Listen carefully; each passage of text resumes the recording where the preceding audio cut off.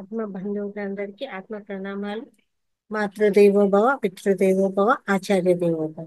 మనకు ఇంత చక్కటి ధ్యానాన్ని, జ్ఞానాన్ని అందించినటువంటి బ్రహ్మర్షి పితామహ పత్రిజీ గారికి, రమణ మహర్షుల వారికి, మహావతార్ బాబా గారికి, సమస్త గురుమండలానికి, భూమాతకు, ప్రకృతి మాతకు, ఈ విశ్వానికి అందరికీ కూడా ఆత్మ నమస్కారాలని, అలాగే జూమ్ సెషన్ అందించిన రంగనాథ్ సార్ గారికి ఆత్మ నమస్కారాలు.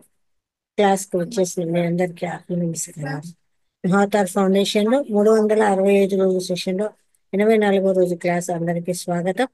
ఈరోజు మనము సీనియర్ పిరమిడ్ మాస్టర్ అయినటువంటి రవీంద్రరావు సార్ గారి ద్వారా జ్ఞానాన్ని తెలుసుకోబోతున్నామండి. టాపిక్ వచ్చేసి ఆత్మక్షేత్రము మరియు జ్ఞానక్షేత్రము. ఈ ఈ యొక్క టాపిక్ గురించి సార్ మనకు తెలియజేస్తారు. సారు మన క్లాస్ లో జాయిన్ అవ్వడం జరిగింది 1 సంవత్సరం నుంచి. అలాగే సార్ రిటైర్డ్ టీచర్ గా పనిచేసి రిటైర్డ్ అయ్యారండి. చాలా చక్కగా జ్ఞానాన్ని తెలియజేస్తారు. మనకు మహావతార్ ఫౌండేషన్ లో మూలస్తంభం లాంటి వారు, అంత గ్రేట్ పిరమిడ్ మాస్టర్ అండి సార్. ఆ సార్ కు అందరం కూడా క్లాప్స్ చేస్తూ వెల్కమ్ చెప్దాము. నమస్తే సార్, క్లాస్ కు స్వాగతం. నమస్తే మేడం గారు. గురు బ్రహ్మ గురు విష్ణు గురుదేవో మహేశ్వర గురు సాక్షాత్ పరబ్రహ్మం తస్మై శ్రీ గురువే నమః. మన యొక్క ధ్యాన గురువు అయినటువంటి పత్రిజీ గారికి, మహావతార్ బాబాకి నా యొక్క ఆత్మ ప్రణామాలు. అట్లాగే ఈ జూమ్ సెషన్ అందిస్తున్నటువంటి రంగనాథ్ మాస్టర్ గారికి, పోస్ట్ గా వ్యవహరిస్తున్నటువంటి లలితా మేడం గారికి, ఈ జూమ్ క్లాస్ పాల్గొనేటువంటి సహధ్యానులందరికీ కూడా నా యొక్క వందనాలు. ఈరోజు మనము ఈ ఆత్మక్షేత్రం గురించి, అలాగే జ్ఞానక్షేత్రం గురించి తెలుసుకుంటాము. ముందుగా ఆత్మక్షేత్రం గురించి తెలుసుకుంటాం. ఆత్మక్షేత్రం అనేది ఇక్కడ మహాభారత యుద్ధంలో మన శ్రీకృష్ణ పరమాత్మ అర్జునుడికి భగవద్గీతని ఉపదేశించే సమయంలో మనకి చెప్పినటువంటి విషయం అన్నమాట. అర్జునుడికి చెప్పున్నాడు, మొత్తం ఆత్మక్షేత్రం గురించి మొత్తం చెప్పేస్తున్నాడు. అప్పుడు అర్జునుడు అంటాడు అనమాట, ఎవరవయ్యా నువ్వు అనేసి అర్జునుడు అడిగితే కృష్ణుని, అప్పుడు అర్జునుడు ఏమంటాడంటే అహమాత్మ గుడాకేశ సర్వభూత శ్రేష్ఠత అహమాదిత్య మధ్యం చ భూతానామంత ఏవచ అంటూ ఆ యొక్క కృష్ణుడు అర్జునుడికి వివరిస్తాడు అనమాట. నేను ఆత్మన్నాయన, నేనే ఐఆమ్ కాన్షియస్నెస్ అంటూ చెప్తాడనమాట. ఆత్మ అంటే ఏంది? నేను నేను నేను అనేటువంటి ఒక ఎరుక అన్నమాట. నేను నేను అంటుంటాం. ఏంది నేను? చిన్నప్పుడు నేనే, 5 సంవత్సరాల వయసు అప్పుడు నేనే, 10 సంవత్సరాల వయసు అప్పుడు నేనే, 20 సంవత్సరాలు వచ్చినా నేనే, 30 సంవత్సరాలు వచ్చినా నేనే, ఎప్పటికీ నేనే. నేననేది మారదు, శరీరం మాత్రం మారుతూ ఉంటుందన్నమాట. ఈ విధంగా శరీరం మారుతూ మారుతూ కొంతకాలానికి 60 సంవత్సరాలు, 70 సంవత్సరాలు కొంత శరీరము శిథిలం అవుతూ ఉంటుంది.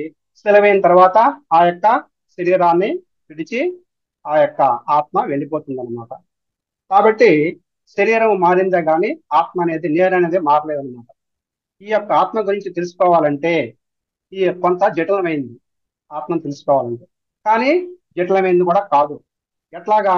ఇష్టం ఉంటే జటిలమైంది కాదు, ఇష్టం లేకపోతే జటిలమైంది అనమాట, అంటే కష్టమైంది అనమాట. ఇప్పుడు మనము 64 కళలు ఉన్నాయి. సంగీతము, నాట్యము, చిత్రలేఖనము, ఇలా ఉన్నాయి కదా. ఈ మనం నాట్యం నేర్చుకోవాలనుకున్నాం, ఎక్కడికి పోతాము? ఆ నాట్యాచార్య దగ్గరికి పోతాం. మొట్టమొదటి మనం చేయాల్సిన పని ఏంటంటే సంసార క్షేత్రంలో నుంచి బయటకు రావాలి. ఒకటి వేరేది నేర్చుకోవాలంటే దీంట్లో నుంచి బయట రావాలి. సంసార క్షేత్రంలో ఉన్నాను నేను, నా భార్య బిడ్డలు ఉన్నారు కదా, వాళ్ళని పోషించాలి కదా. మరి నేను నాట్యం నేర్చుకుంటా కూర్చుంటే ఎలాగనుకుంటే ఎలాగో నేర్చుకోలేవు కదా. కాబట్టి మొట్టమొదట సంసార క్షేత్రంలో నుంచి బయటకు వస్తే ఇంకో క్షేత్రంలోకి మనకి నాట్యం నేర్చుకున్నానికి పోగలం. ఎప్పుడు కూడా ఒక క్షేత్రం నుంచి ఇంకో బయటకు వచ్చినప్పుడే ఇంకో క్షేత్రాన్ని నేర్చుకోగలుగుతాం అనమాట. అదే విధంగా మనం శరీర క్షేత్రంలో ఉన్నాం అంటే ఈ యొక్క బాడీ, దీంట్లో ఉన్నటువంటి వాళ్ళు ఆత్మక్షేత్రం తెలుసుకోవాలంటే మొట్టమొదట శరీర క్షేత్రం నుంచి బయటకు వస్తేనే మనకి వీలు పడుతుంది. మన శరీర క్షేత్రం అంటే ఏంది? 2 కాళ్ళు, 2 చేతులు, 2 కళ్ళు, 2 చెవులు, ముక్కు, నోరు, ఉదరము, ఇంకా లోపలికి పోతే గుండె, ఊపిరితిత్తులు, అట్లాగే కాలేయము, లివరు, చిన్న ప్రేవులు, పెద్ద ప్రేవులు, ఇదంతా కలిసి శరీర క్షేత్రం అంటున్నాం మనం. మరి ఈ శరీర క్షేత్రం అంటే బయటకు వస్తేనే మనకి ఆత్మక్షేత్రం అనేది విదితం అవుతుంది అనమాట, అంటే తెలుసుకోగలుగుతాం. ఒక చిన్న పిల్లవాడు ఉన్నాడు, అతనికి తండ్రి ఎంతో కష్టపడి ఆ పిల్లవాడికి సాగుతున్నాడు, అంటే చాలా కష్టపడి పనిచేస్తున్నాడు, పిల్లవాడిని సాగుతున్నాడు. ఆ పిల్లవాడు ఎట్లా ఉంటాడంటే ఎన్నో కోరికలు ఉంటాయి అతనికి. ఎంత కష్టపడి ఎన్నో కోరికలు ఉంటాయి, నాకు చాక్లెట్ కావాలి, బిస్కెట్లు కావాలి, సినిమాకు తీసుకుపోనన్ను, నాకు సైకిల్ కావాలి, బొమ్మలు కావాలి అని రకరకాలు అడుగుతుంటాడు. తండ్రి పడే కష్టము ఆ పిల్లవాడికి తెలియదు. ఎప్పుడు తెలుస్తుంది? ఆ పిల్లవాడు కూడా పెరిగి పెద్ద అయినప్పుడే ఆ యొక్క తండ్రి పడే కష్టం తెలుసుకుంటారు అన్నమాట. దీనికి ఒక చిన్న ఉదాహరణ ఏంటంటే, ఒక బీటెక్ చదివినటువంటి విద్యార్థి ఈ సాఫ్ట్వేర్ ఉద్యోగానికి ఇంటర్వ్యూకి వెళ్ళారనమాట. వెళ్ళినప్పుడు అక్కడ ఇంటర్వ్యూలో వాళ్ళు అడిగిన ప్రశ్నలన్నిటికీ కూడా చక్కగా సమాధానం చెప్పాడు. చివరిలో ఆ ఇంటర్వ్యూ చేసే వ్యక్తిని వీళ్ళు కోరుకుంటారు అనమాట. అయ్యా, మా తల్లిదండ్రులు చాలా పేదవాళ్ళు, కాబట్టి నాకు ఈ ఉద్యోగం ఖచ్చితంగా కావాలి, వాళ్ళని నేను చక్కగా చూసుకోవాలి అనుకుంటానని వాళ్ళు వేడుకుంటారు అనమాట. అప్పుడు వాళ్ళు అడుగుతారు, మీ తల్లిదండ్రులు ఏం చేస్తున్నారు అనేసి. అయ్యా, మా తల్లిదండ్రులు ఈ యొక్క కాగితాలు ఏరుకుంటుంటారు, అట్లాగే ఈ పాత సామాన్లు, ఇనుప సామాన్లు ఉన్నాయి కదా, అవి ఏరుకునేసి వాటిని అమ్మగా వచ్చిన డబ్బుతో కుటుంబాన్ని జరుపుకుంటున్నాము, చాలా మేము పేద స్థితిలో ఉన్నాము, కాబట్టి మాకు ఖచ్చితంగా ఈ ఉద్యోగం ఇవ్వాలని అడుగుతారు. అప్పుడు వాళ్ళు చెప్తారు, నీకు ఖచ్చితంగా ఉద్యోగం ఇస్తాం, కానీ నువ్వు ఇంటికి వెళ్ళేసేసి ఒక 3 రోజులు మీ తల్లిదండ్రులు ఏ పని చేస్తున్నారో ఆ పని చేసి తర్వాత రా, అప్పుడు మీకు ఉద్యోగం ఇస్తా ఉంటాను అనమాట.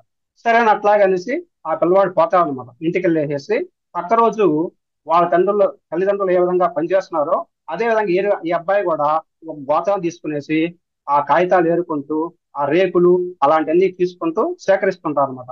ఆ క్రమంలో అప్పటికి చేతులంతా కూడా తెగతాయి, అలవాటు లేని పని కదా, ఆ చేతులు తెగతాయి, కాళ్ళు తెగతాయి అనమాట. ఒక్క రోజుకి అతను అర్థమైపోయింది, ఏంది, నా తల్లిదండ్రులు ఇంత కష్టపడి పనిచేస్తున్నారా, నేనేదో అనుకుంటున్నాను, వాళ్ళు ఏదో కాగితాలు ఏరుకునేసి ఆ యొక్క ఇనప ముక్కలు ఏరుకునేసి ఆ డబ్బుతో సంపాదించిన అనుకున్నాను, కానీ ఈ విధంగా ఒళ్ళంతా చీరుకుపోయేటట్టు పనిచేస్తున్నారు అనేసి ఆ అబ్బాయి చాలా బాధపడేసి వెంటనే పక్క రోజు ఆ ఇంటర్వ్యూ చేసిన వ్యక్తుల దగ్గర ఆఫీస్కి వెళ్ళేసి చెప్తారనమాట. సార్, నేను ఈ రోజు నిన్న పోయి వచ్చాను, నేను మా తల్లిదండ్రులు చేసే పనిగా పోయినాను, నాకు వాళ్ళు పడేటువంటి కష్టం తెలిసింది, మీరు ఒకవేళ ఈ రోజు మీ ఉద్యోగం ఇవ్వకపోయినా సరే నాకు కష్టపడే తత్వం తెలిసింది కాబట్టి నా తల్లిదండ్రులు ఎట్లా అయినా సాక్కుంటానని చెప్పేసి చెప్తారనమాట. అప్పుడు వాళ్ళు ఈ అబ్బాయి నిజాయితీకి మెచ్చుకునేసి నీకు ఖచ్చితంగా ఉద్యోగం ఇస్తానని చెప్పి చెప్తారన్నమాట. అంటే ఇక్కడ ఆ చిన్న పిల్లవాడిగా ఉండేటప్పుడు తల్లిదండ్రులు పడేటువంటి కష్టం తెలియలేదు. ఇప్పుడు పెరిగి పెద్ద అయిన తర్వాత ఆ తండ్రి యొక్క తత్వం కానీ, ఆ యొక్క తండ్రి గురించి కానీ, అలాగే తల్లి గురించి, తల్లి యొక్క తత్వం గురించి తెలుసుకున్నాడు. అంటే పెరిగి పెద్ద అయిన తర్వాత తెలుసుకున్నాడు అన్నమాట. అట్లాగే ఆత్మతత్వం గురించి కూడా, ఆత్మక్షేత్రం గురించి తెలుసుకోవాలంటే మొట్టమొదట మనం ఈ శరీర క్షేత్రం నుంచి మానవుడు బాగా ఎదగాలి. ఎంతసేపటికి నా శరీరం అనుకుంటా ఉంటే లాభం లేదు. దీంట్లో నుంచి బాగా ఎదగాలన్నమాట మానవుడు. ఎట్లా ఎదగతాడు? బిడ్డ పెరిగి పెద్ద అయ్యి తాను కూడా తండ్రిగా లేకుంటే తల్లిగా అవడం ఎట్లాగా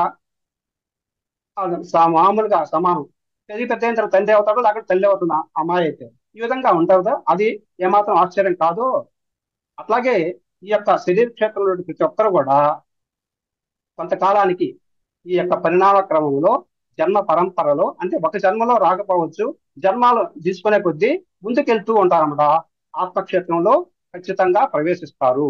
అంటే ఈ యొక్క శరీర క్షేత్రం ఉండేవాళ్ళు ఈ జన్మలు తీసుకునే కొద్ది మనకి 400-500 జన్మలు అనుకుంటున్నాం కదా, ఆ విధంగా ఒక్కొక్క జన్మకి కొద్దిగా కొద్దిగా మెచ్యూర్ అవుతూ ఆత్మక్షేత్రంలో ప్రవేశించడానికి వీలుంటుంది.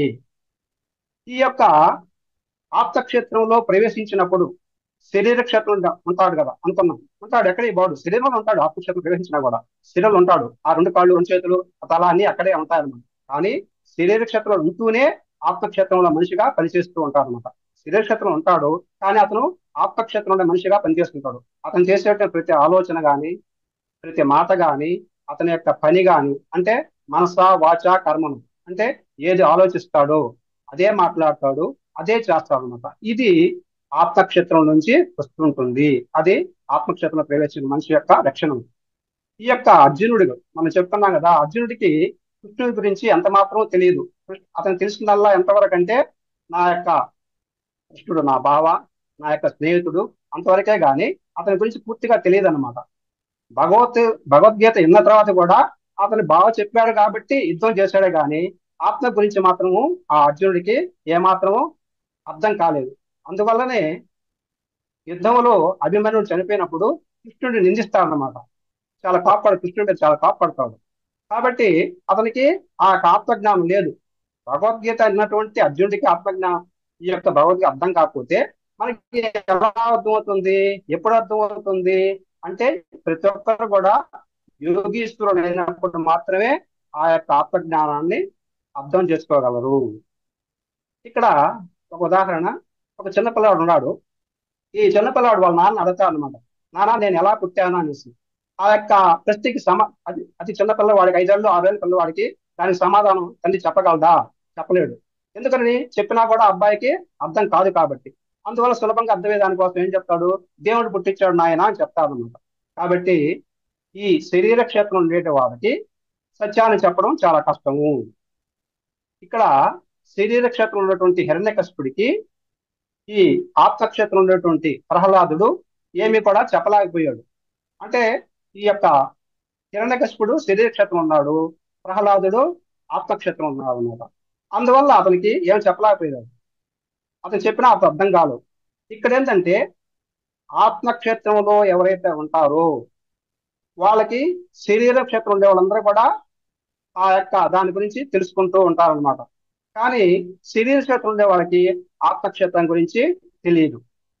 హిరణ్యకశిపుడి గురించి ప్రహ్లాదుడికి బాగా తెలుసు, కానీ ప్రహ్లాదుడి గురించి హిరణ్యకశిపుడికి తెలియదు అనమాట. ఇది అక్కడ తేడా.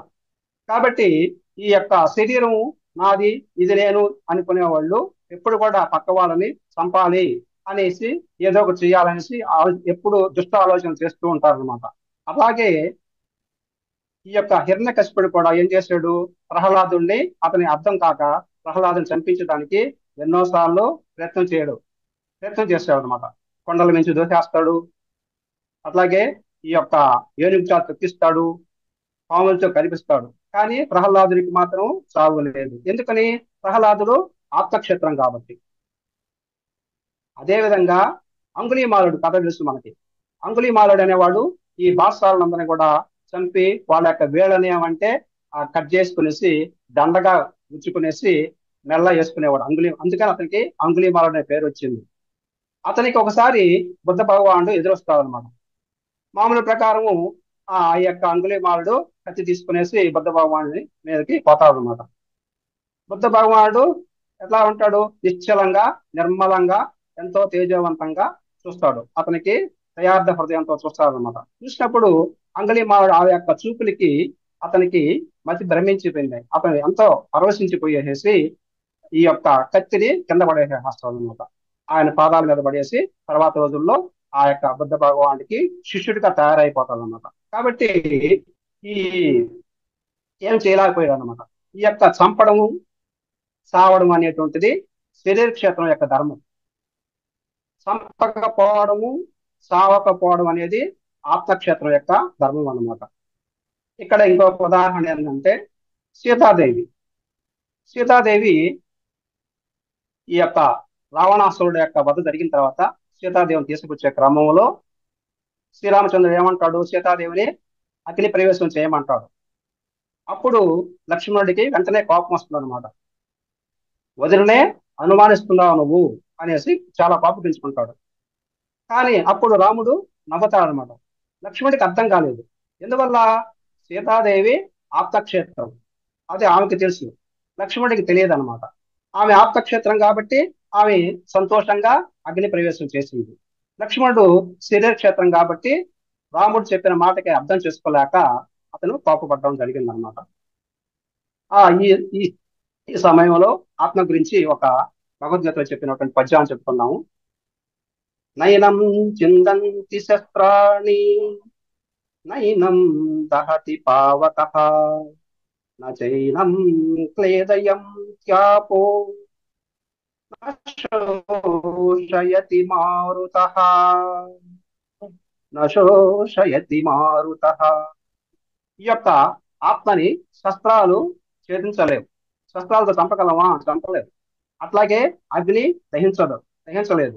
నీరు తడపజాలదు, గాలి ఎందింపలేదు అనమాట. కాబట్టి ఆత్మ అనేది నాశనం లేనిది. ఇక్కడ మనం తెలుసుకోవాల్సిన విషయం ఏంటంటే, రెండు విషయాలు తెలుసుకుందాం మనం ఇప్పుడు. శరీర క్షేత్రం ఒకటి, ఆత్మక్షేత్రం వేరు. శరీర క్షేత్రం వేరు, ఆత్మక్షేత్రం వేరు. ఈ యొక్క మన యొక్క మునీశ్వరులు, ఈ వాల్మీకి కానీ, ఈ ఆ, ఈ వ్యాస మహర్షి కానీ, వీళ్ళందరూ కూడా రామాయణ మహాభారతాలు రచించారు కదా. ఈ రెండు విషయాలు చెప్పేదానికోసం, ఏ శరీర క్షేత్రం వేరయ్యా, ఆత్మక్షేత్రం వేరయ్యా అని చెప్పేదానికోసమే ఈ రామాయణ మహాభారతాలని మనకి అందించడం జరిగింది. ఇప్పుడు మనం ఆత్మక్షేత్రం గురించి తెలుసుకుంటున్నాం. ఇక్కడ నేను, మేను అనేటువంటి రెండు ఉన్నాయి. నేను అంటే ఎవరు? ఆత్మ. అంటే ఈ యొక్క ఆత్మక్షేత్రం అన్నమాట. మేను అంటే శరీరం. కాబట్టి నేను వేరు, మేను వేరు. శ్రీకృష్ణుడు ఆత్మక్షేత్రంలో ఉన్నాడు కాబట్టి ఈ యొక్క అర్జునుడికి ఆ యొక్క గీతను ఉపదేశిస్తూ ఏం చెప్తాడు? అహమాత్మ గుడాకేశ సర్వభూత శ్రేష్ఠిత అంటాడు అనమాట. అంటే సకల ప్రాణికోటి హృదయాల్లో అంటే ఆత్మల్లో నేనే ఉన్నాను అర్జున అని చెప్పేసి చెప్పడం జరిగింది.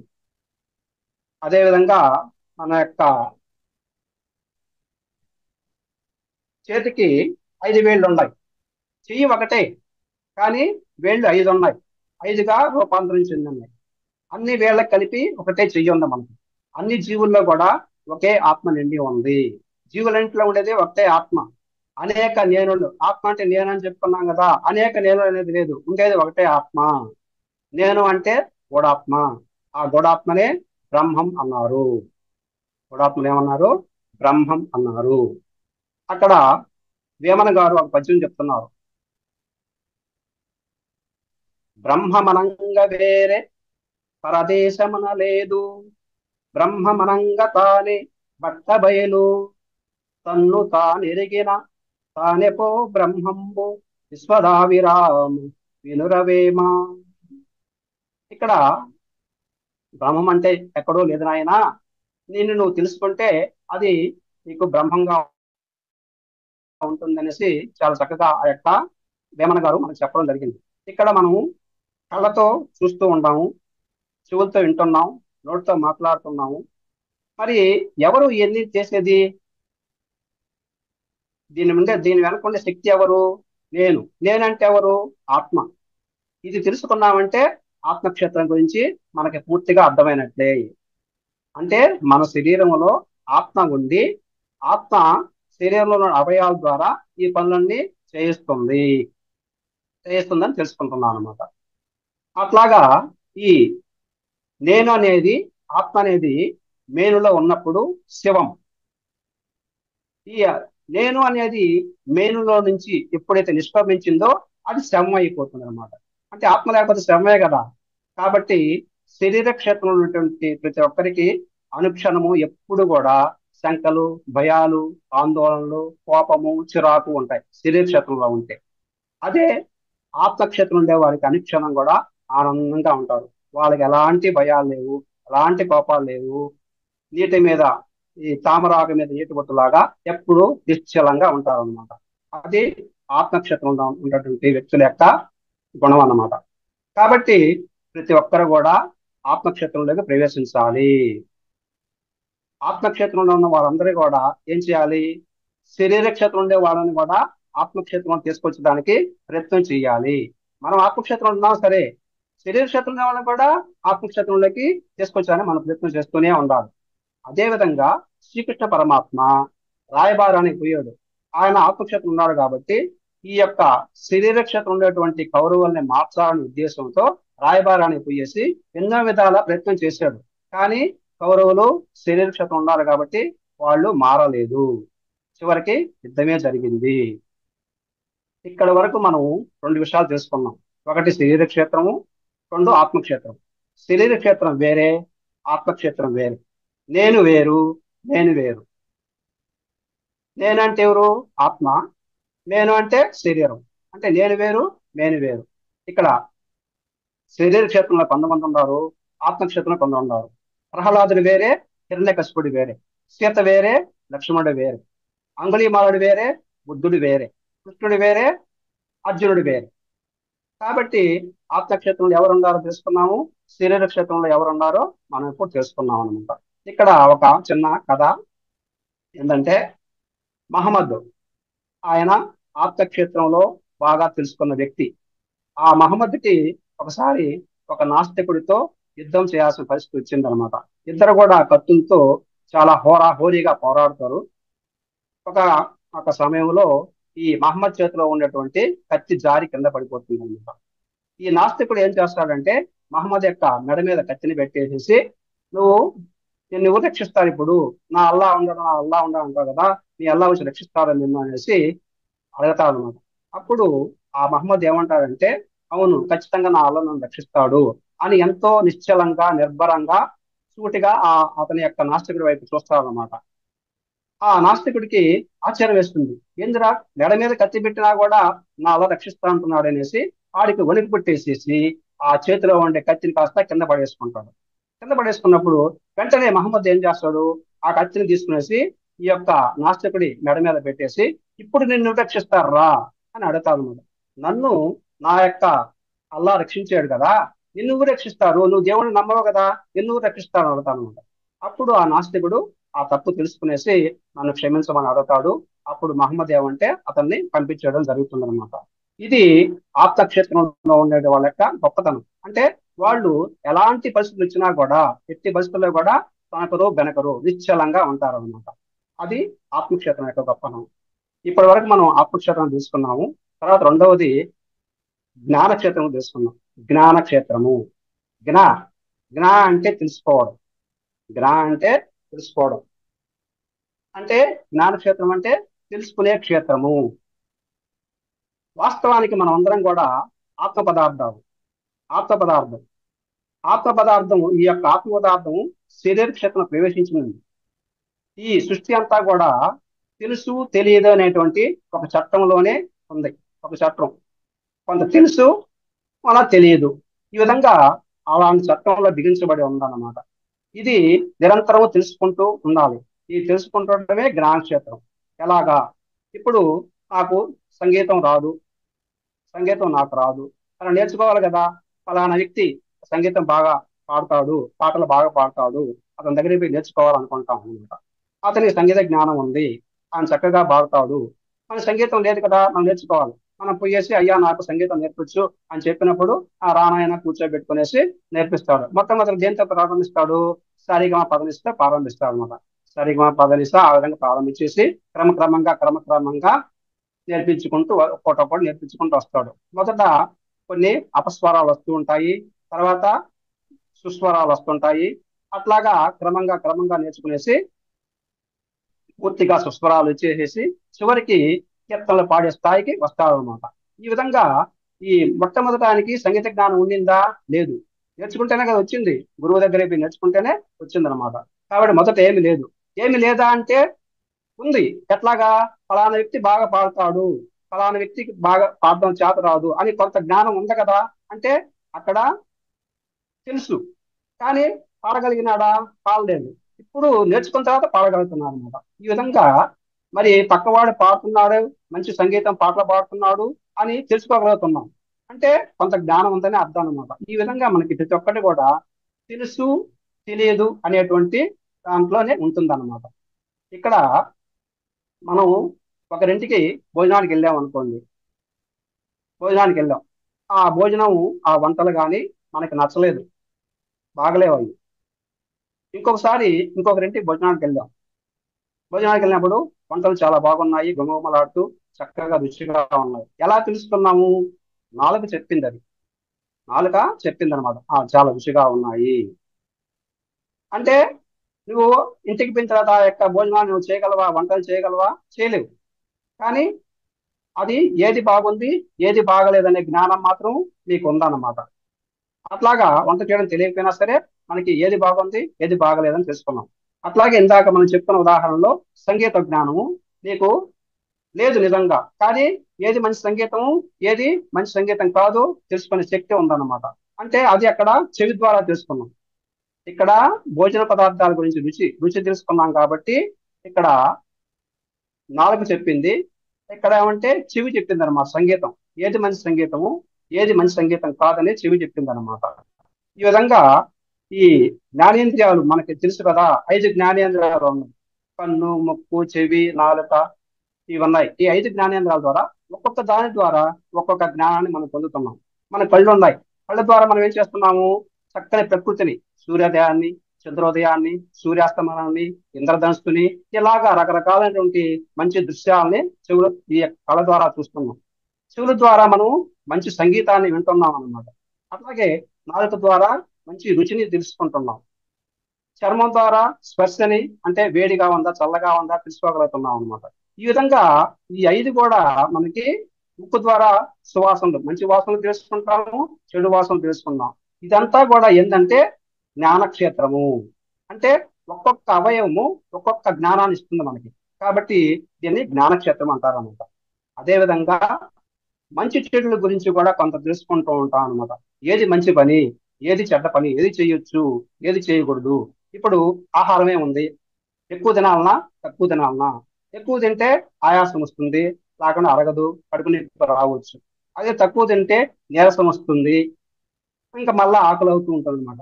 మితంగా తింటే మనకి సరిపోతుంది. కాబట్టి ఆ జ్ఞానం మనకు కలిగింది. అది శరీరానికి సంబంధించింది కాదు. దేనికి సంబంధించింది? మనకి మధ్యస్థంగా ఉంది కాబట్టి జ్ఞానం చేసుకున్నాం. ఇది శరీరానికి సంబంధించింది కాదు, మనకి మనసుకు సంబంధించింది అనమాట. మనసుకు సంబంధించిన జ్ఞానం అనమాట ఇది. ఈ విధంగా మంచి చెడులను కూడా మనం తెలుసుకోగలుగుతున్నాం. ఈ జ్ఞానక్షేత్రం అనేది చాలా విస్తారమైంది. చాలా విస్తారం జ్ఞానక్షేత్రం అనేది. ఈ ఎలా తెలుసుకోవాలంటే, ఒకసారి దేవతలు వాళ్ళకి ఏదో సమస్యలు వచ్చేసేసి, దేవతల సమస్యలు వచ్చినప్పుడు ఎక్కడికి పోతారు? పరమేశ్వరుడి దగ్గరకో, విష్ణుమూర్తి దగ్గరకో, బ్రహ్మ దగ్గరికి అక్కడ మొదలు పరిగెత్తుకుంటూ పోతారు అనమాట. వాళ్ళు బాగా తపస్సు చేసుకునేసి ధ్యానం చేసేసి, బాగా తీవ్రమైన ధ్యానం చేసేసి సూక్ష్మ రూపాలు పొంది, సూక్ష్మ రూపాల నుంచి కారణ రూపాల్లోకి, కారణ రూపాల నుంచి మహాకారణ రూపాలకు మారిపోయేసి మహాకారణ లోకానికి పోతారన్నమాట. అంటే అక్కడ సత్యలోకానికి పోతారు. సత్యలోకంలో కైలాసంలో పరమేశ్వరుడి దగ్గరికి పోవడం జరిగింది. వీళ్ళు పోయే సమయానికి పరమేశ్వరుడు ధ్యానంలో ఉన్నాడు అనమాట. వీళ్ళు పక్కన నిలబడుకొని ఉంటారు. కాసేపటికి ఆ యొక్క పరమేశ్వరుడు కళ్ళు తెరిచి చూసి, ఈ దేవతను చూసి, ఏమైనా వచ్చారు, ఏం సంగతి అని అడుగుతారు అనమాట. వీళ్ళు పైన సంగతి పక్కన పెట్టుకునేసి పరమేశ్వరుడు ప్రశ్నిస్తారన్నమాట. స్వామి, మీరు మహాకాలం లోపల ఉన్నారు.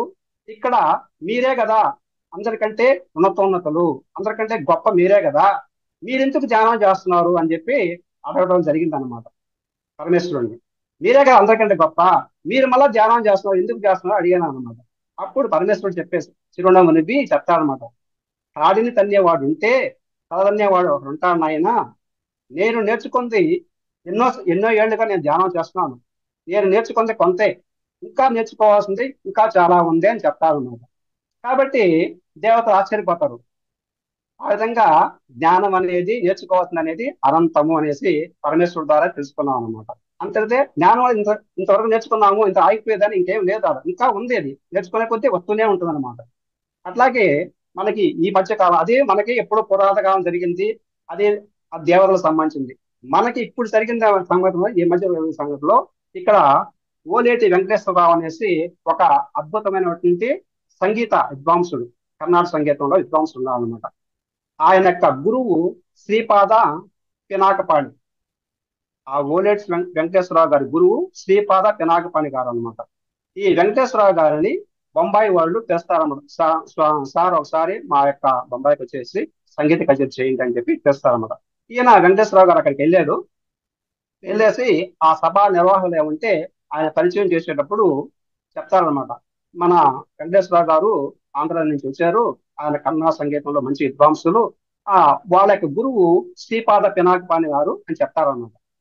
అప్పుడు ఆ యొక్క సభ అయిపోయిన తర్వాత అక్కడ ఉండే సభికులు, ముఖ్యులు దగ్గరికి పోయేసి, వెంకటేశ్వర దగ్గరికి పోయేసి, సార్, మీ యొక్క గొంతు చాలా మధురంగా ఉంది, మీ గాత్రం చాలా బాగుంది, కానీ మీ యొక్క గురువు గారు ఉన్నారే ఈ యొక్క శ్రీపాద పినాకము, ఆయన గొంతు అంత మార్గంగా ఉండదు కదా అని అడుగుతారు అన్నమాట. అప్పుడు వెంకటేశ్వర గారు ఏం సమాధానం చెప్తారంటే, మీకు నా యొక్క జ్ఞానం వరకే మీకు పరిమితం, మీరు నా గురువు ఆయన నాకు గొప్ప, ఆయన గొప్పతనం మీకు ఎట్లా తెలుస్తూ, మీరు నా వరకే పరిమితం. మీరు ఆ వెంకటేశ్వర గారు బాగా పాడారు అంతవరకే తెలుసు మీకు, కానీ నా గురువు పినాకపాణి గారు ఆయన గొప్పతనం నాకు తెలుసు అని చెప్పి చెప్తారు అనమాట. అంటే ఈ విధంగా దేవతలందరికీ కూడా పరమశివుడి వరకే పరిమితం వాళ్ళు. పరమశివుడికే పని. పరమశివుడికి ఇంకా ఎన్నో ఉంది, ఆయన ఎంతో నేర్చుకోవాలనుకుంటాను, ఎందుకని ఆయన ధ్యానం చేస్తూ ఉండాలన్నమాట. అది చెప్పడం జరిగింది అనమాట. అట్లాగా ప్రతి ఆత్మ కూడా ఈ జ్ఞాన సంపద కోసము అనంతంగా ప్రయాణిస్తూనే ఉంటుంది.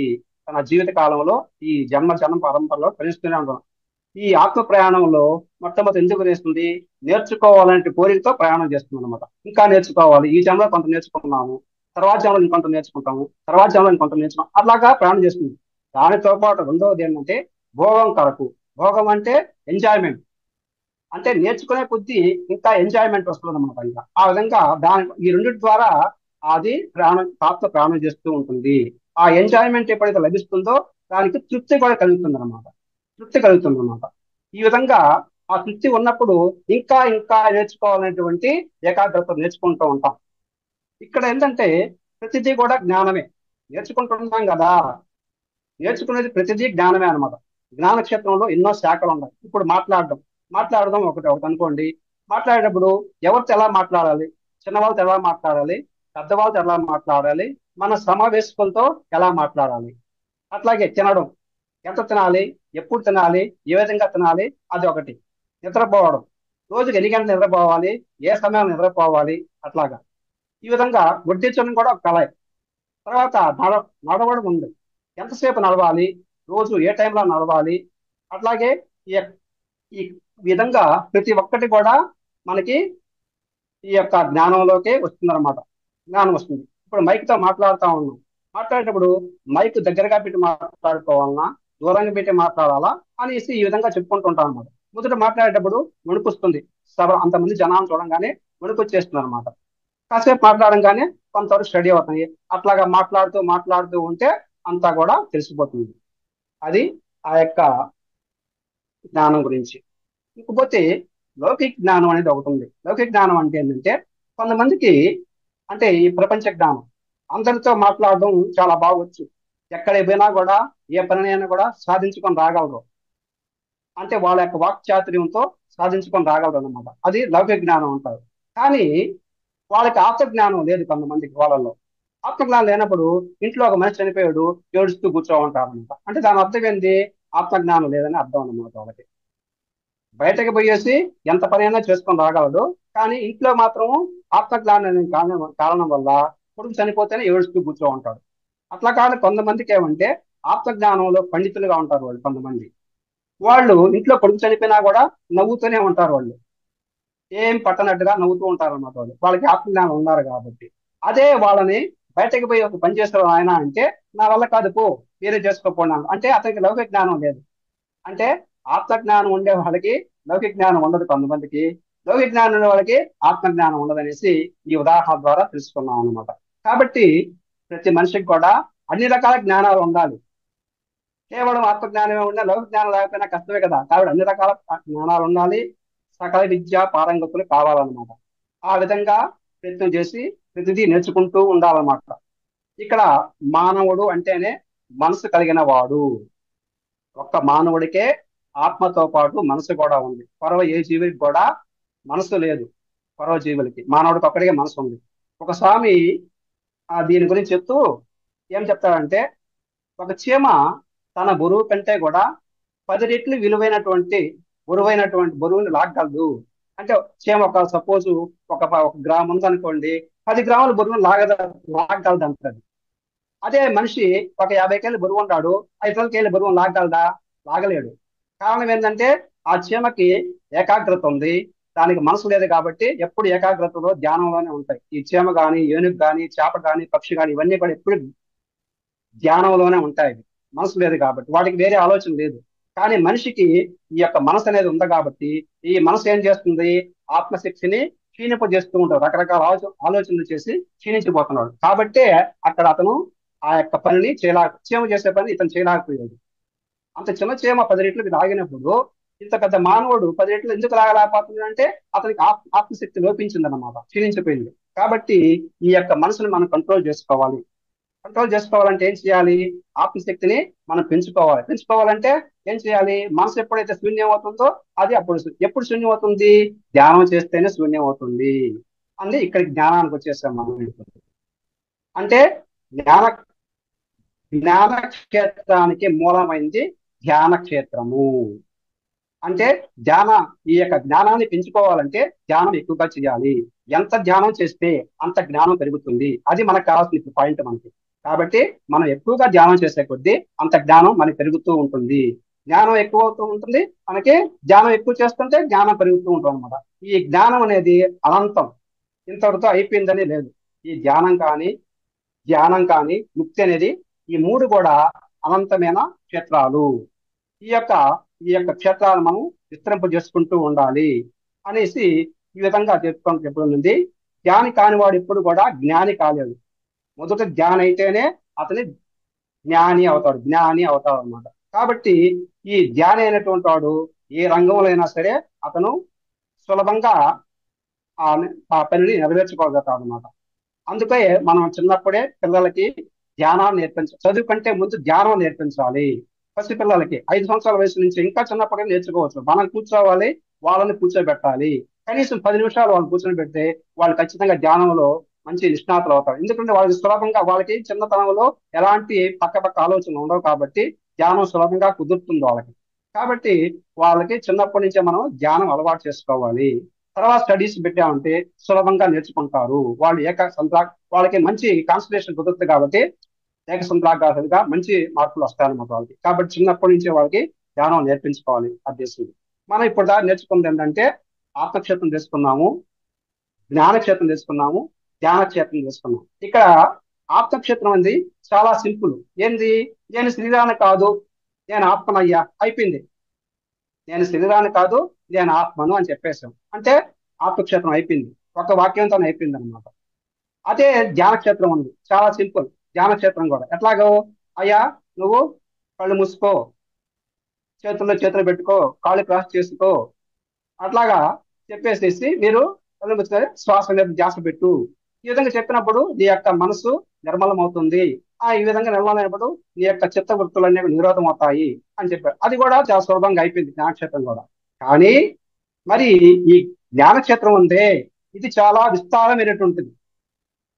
మొదటి రెండు ఆత్మక్షేత్రం కానీ ధ్యానక్షేత్రం కానీ చాలా సింపుల్ అయ్యి, ఈ ఈ జ్ఞానక్షేత్రం మాత్రం చాలా విస్తారమైంది. ప్రతిదీ తెలుసుకుంటూనే ఉండాలి. మనం తెలుసుకోవడం కాదు, ప్రతి ఒక్కరి దగ్గర నుంచి అతని దగ్గర ఎందులో నేర్చుకునేది అనుకోకూడదు.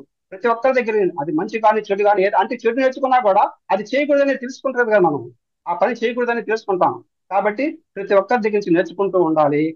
మనం తెలిసిన దాన్ని ప్రతి ఒక్కరికి నేర్పిస్తూ ఉండాలన్నమాట. ఈ విధంగా ఇతరులకు పంచుతూ ఉంటే మన యొక్క జ్ఞానం ఇంకా పెరుగుతూ ఉంటుంది. ఈ రోజు మనము ఈ విధంగా ఆత్మక్షేత్రం గురించి, జ్ఞానక్షేత్రం గురించి, ధ్యాన క్షేత్రం గురించి తెలుసుకుంటున్నాము. ఇవి 2004లో డిసెంబర్లో హైదరాబాద్ లో జరిగినటువంటి ధ్యాన మహోత్సవాల్లో పత్రిజీ గారి ప్రసంగాలు ఆడియో క్యాసెట్ రూపంలో వచ్చింది. అందులోంచి సేకరించిన సమాచారాన్ని మీకు ఈ రోజు తెలియజేయడం జరిగింది. అంతేగాని నేను సొంతంగా చెప్పింది కాదు. కాకుంటే కొన్ని ఉదాహరణలు మాత్రం నేను సొంతంగా చెప్పాను, కానీ పొరవంతా కూడా పత్రిజీ గారు చెప్పినటువంటి విషయాలే క్యాసెట్ రూపంలో దాన్ని సేకరించాను. అట్లాగే ఈ యొక్క అవకాశం ఇచ్చినటువంటి మాతార్ ఫౌండేషన్ వారికి, లలితా మేడం గారికి, శ్రద్ధగా ఓపికగా అయినటువంటి మీ అందరికి కూడా నా యొక్క హృదయపూర్వక కృతజ్ఞతలు. మనందరం కూడా ఎక్కువగా ధ్యానం చేసి ఎక్కువ జ్ఞానాన్ని పొందాలని కోరుకుంటూ మీ వద్ద సెలవు తీసుకుంటున్నాను. ధన్యవాదాలు. Thank you sir. చాలా అంటే చాలా అద్భుతంగా వివరించారు, చాలా అర్థవంతంగా వివరించారు. జ్ఞానక్షేత్రము, ఆత్మక్షేత్రము, ధ్యానక్షేత్రం గురించి చాలా అంటే మీ ఎగ్జాంపుల్స్తో సహా, కథలతో సహా చాలా బాగా చెప్పారండి. Thank you very much. Masters అందరూ కూడా సార్కి ఒకసారి గట్టిగా ధన్యవాదాలు తెలియజేద్దాము. అలాగే థ్యాంక్ యూ మేడం. ఏమన్నా క్వశ్చన్స్ ఉన్నా లేదు సార్ చెప్పారు ఎలా ఉంది ఏంటి అని చెప్పడానికైనా హ్యాండ్ రైజ్ చేసి మాట్లాడండి. ఎస్ మేడం, అన్మ్యూట్ చేసుకోండి మేడం.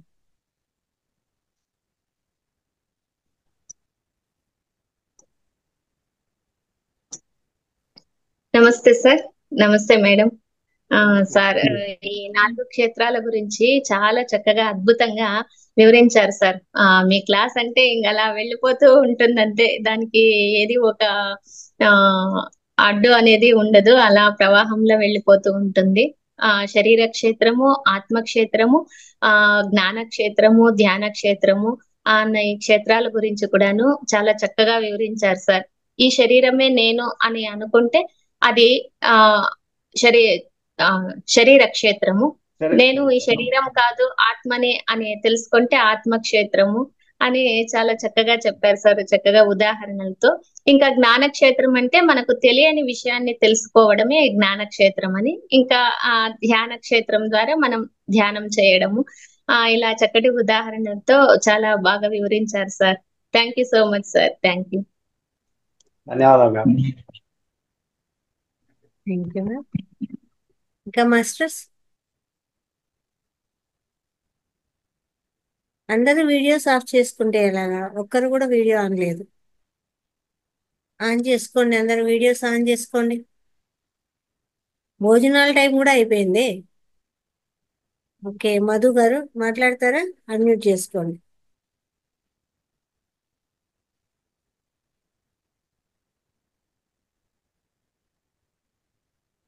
వీడియోస్ ఆన్ చేసుకోండి అందరూ కూడా.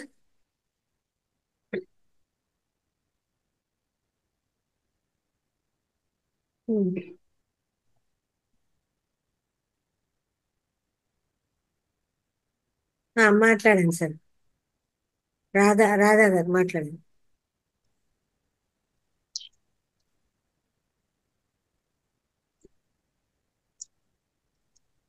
రంగనాథ్ సార్ గారికి, లలిత మేడం గారికి, రవీంద్ర సార్ గారికి మా తరపు నమస్కారం అండి.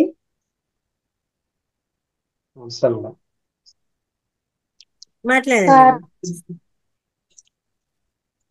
సార్. శరీర క్షేత్రం గురించి, ఆత్మ క్షేత్రం గురించి, జ్ఞాన క్షేత్రం గురించి ఎగ్జాంపుల్స్ తో చాలా బాగా చెప్పారు సార్. జ్ఞాన క్షేత్రం అనేది విస్తారమైనది, ఇంకా మనం చాలా ఎక్కువ తీసుకోవాలనే విషయం చాలా బాగా చెప్పారు sir. Thank you sir. Thank you madam గారు. ఇంకా మాస్టర్స్ కోటిలింగాచారి గారు మాట్లాడతారా?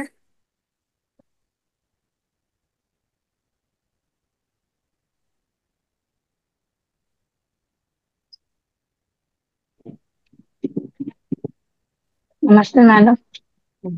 నమస్తే సార్. నమస్తే. జ్ఞాన క్షేత్రం గురించి, ఆత్మ క్షేత్రం గురించి చాలా బాగా చెప్పారు సార్. బాగా అర్థమైంది.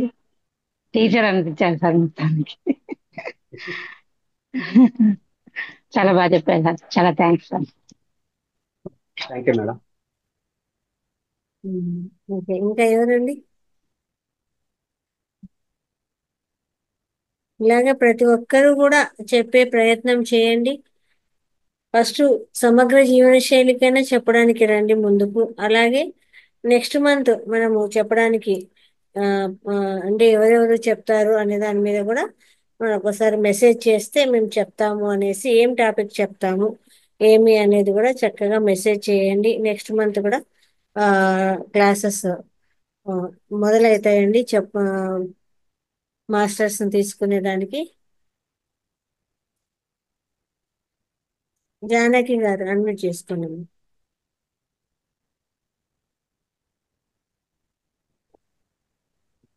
మాట్లాడండి. నమస్తే మేడం. జానకి గారు మాట్లాడండి అమ్మా. హలో హలో వినిపిస్తుందా అండి? వినిపిస్తోంది. అదే సార్తో మాట్లాడదామని. మాట్లాడండి. Hello sir. చెప్పండి మేడం గారు. Good evening sir. సార్, ఆత్మ గురించి చెప్తున్నారు కదండి, ఆత్మక్షేత్రము అను శరీర క్షేత్రము అని. ఇప్పుడు ఈ ఆత్మ అనేది ప్రాబ్లమ్స్ అన్ని కావాలి అనుకునే శరీర క్షేత్రంలోనికి వస్తుంది అంటారా? అది వేరే టాపిక్ మేడం. అదేంటంటే మనకి జన్మ పరంపరలో మన కర్మలను బట్టేసి, మన కర్మలు ఉన్నాయి, పూర్వజన్మ కర్మలు ఉన్నాయి కదా, ఆ కర్మలను బట్టేసేసి ఈ ఆత్మ ముందుగానే ఎంచుకొని వస్తుంది మేడం. అది ఫలానా కష్టాలు నేను పడతాను, ఫలానా యొక్క సమస్యల కోసం నేను పోరాడతాను అని చెప్పేసి ఆత్మ ఎంచుకొనే వస్తుంది. అట్లాగే కొన్ని విషయాల్లో అది నేర్చుకోవాలని చెప్పి వస్తుంది అనమాట. ఆత్మ ముందుగా నిర్ణయించుకొని వస్తుంది అది. అంతేగాని ఇప్పటికిప్పుడు ఇక్కడ భూలోకంలోకి వచ్చిన తర్వాత జరిగే విషయాలు కాదు అది. అది పైనుంచే ఆ యొక్క ఒక ప్లాన్ ప్రకారం వస్తాయన్నమాట ఆత్మలో. ముందుగానే అది ప్లాన్ ఉంటుంది మేడం. నేను ఎక్కడ జన్మించాలి, ఎవరికి జన్మించాలి, నా యొక్క సరౌండింగ్స్ ఎలా ఉండాలి, అన్ని కూడా ముందుగా నిర్ణయం అయిపోతుంది. నేను ఎవరిని వివాహం చేసుకోవాలి, అలా అన్ని కూడా ముందుగా నిర్ణయం అయిపోయి ఉంటాయి మేడం. దాని ప్రకారమే ఆ యొక్క ఆత్మ ఇక్కడ తనకు అనుకూలమైన ప్రదేశంలో జన్మ తీసుకుంటుంది. ఒకవేళ జన్మ తీసుకున్న తర్వాత కూడా అతనికి అనుకూలంగా లేకపోతే చిన్నప్పుడే చనిపోవడం జరుగుతుంది. అందుకనే బాల్య మరణాలు జరుగుతుంటాయి కదా, చిన్నప్పుడే చనిపోతుందా తనకి అనుకూలంగా లేదనేసి. అంటే కొన్ని నెలల వయసులోను సంవత్సరాల వయసులోను చనిపోవడం జరుగుతుంది అనమాట. మళ్ళా వేరే దగ్గరికి వెళ్ళిపోతుంది అనేది. అది మేడం జరిగేది.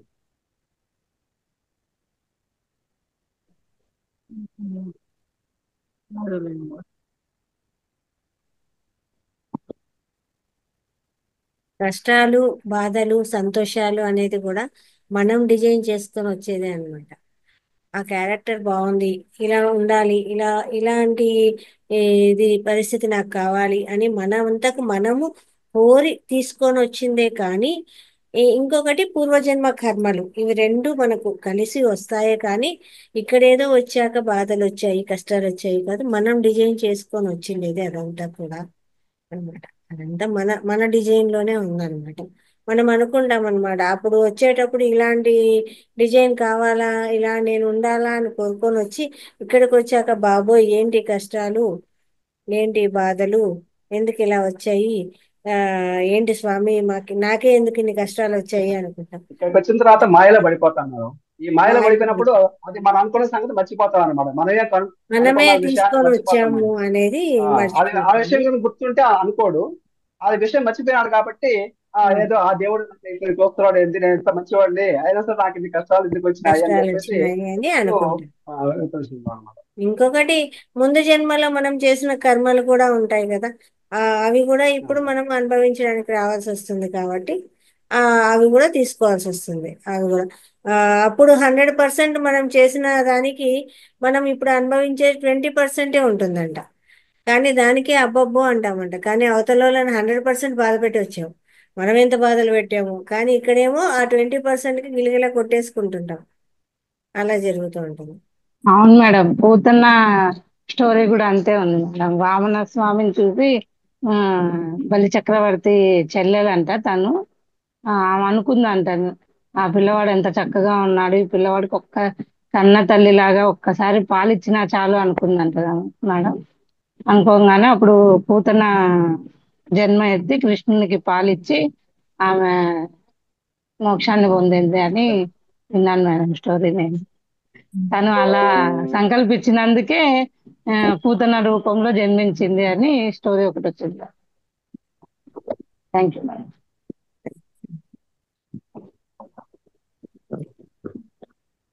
ఇంకా మాస్టర్స్, ఇంకెవరైనా మాట్లాడతారా? Okay, thank you sir. చాలా మంచి టాపిక్ తీసుకున్నారు, దాన్ని చాలా చక్కగా వివరించి చెప్పారు. Thank you very much. Thank you madam గారు. ఓకే, ఇంకా అందరం కూడా చక్కగా మెడిటేషన్ చేసుకుందామండి. అందరూ ఒక గ్లాస్ మంచినీళ్ళు తాగడము, అలాగే పిరమిడ్ ఉంటే పెట్టుకోండి, ప్రతి ఒక్కరూ పిరమిడ్ తెప్పించుకోండి. అందరూ కూడా చాలా అద్భుతంగా ఉంటుంది పిరమిడ్లో ధ్యానం చేయడం. చక్కగా పిరమిడ్ పెట్టుకోండి, స్థిర సుఖాసనంలో కూర్చుందాము, వేళ్ళలో వేలు వేసుకుందాము, కాళ్ళు క్రాస్ చేసుకుందాము.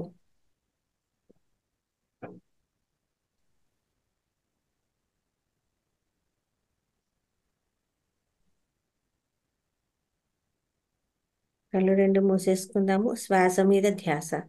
ఏ నామము లేదు, ఏ నామస్మరణ లేదు, ఏ మంత్రము లేదు, ఏ జపము లేదు, కేవలం శ్వాసను గమనించడమే. మన అంతరంగంలోకి ప్రయాణం చేస్తామండి.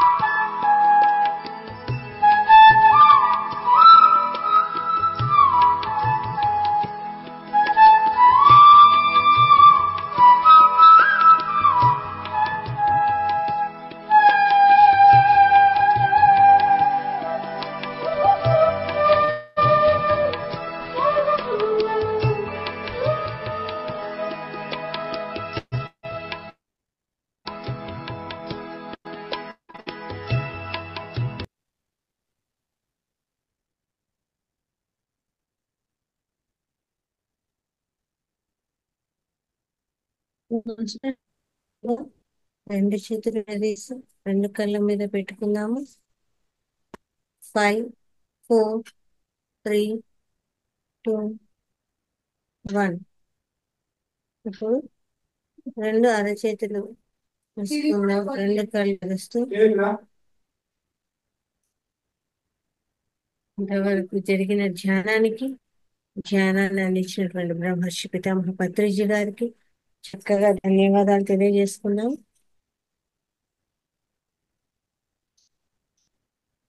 Thank you masters.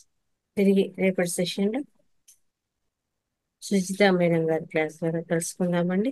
అందరికీ ధన్యవాదాలు.